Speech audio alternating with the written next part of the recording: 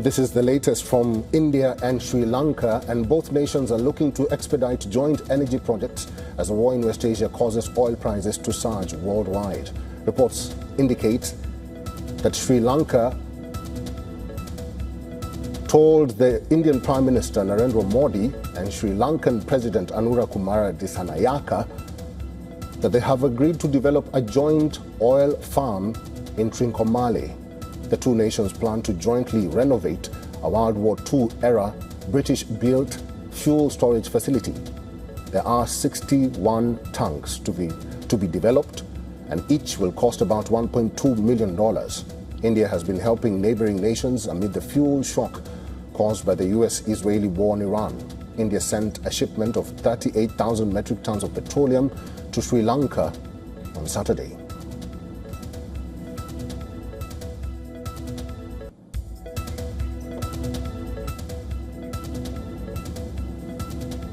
Sidhan Sibol is our assistant editor for foreign affairs. Sidhan Sibol, the significance of this development.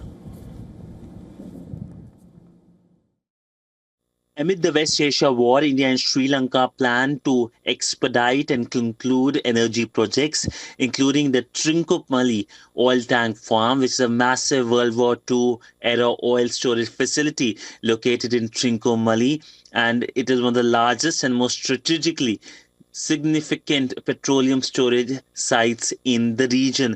Both sides are now working also to firm up other joint energy projects. In fact, this has been headlines in Sri Lankan newspapers, and the Sunday Times in Sri Lanka earlier today reported that a special cabinet paper would be submitted shortly to expedite the Trincomalee project and call for tenders to renovate the oil tanks. We know that the Indian Prime Minister and the Sri Lankan President held talks in which the Sri Lankan President requested for energy supplies amidst the West Asia war. And the Indian side over the weekend supplied 38,000 metric tons of fuel.